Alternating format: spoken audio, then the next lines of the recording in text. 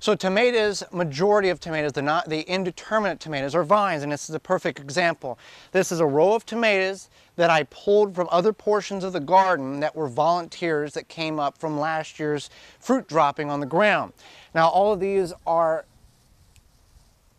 cherry varieties because you can see the cluster there. We're getting late in the fall, but these may ripen. Now the other thing you see here is just a mass wall of tomatoes. Tomatoes are best if we put them in a cage and get them vertical so we can get air circulation and lack on diseases, which we didn't do here. But I wanted to see what kind of tomatoes we get here, as well as if the volunteers would actually take off to maturity.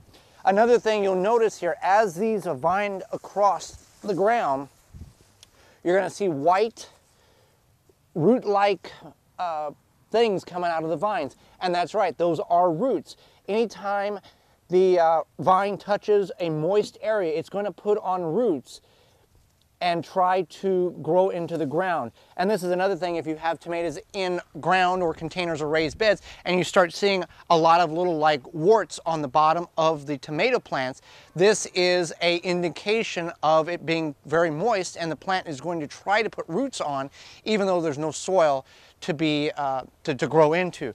So we always want to try to get these up off the ground, but in this instance they are producing relatively decent on the cherry varieties, just cluster after cluster after cluster of them. So tomatoes all summer long and into fall is a very practical and purposeful thing.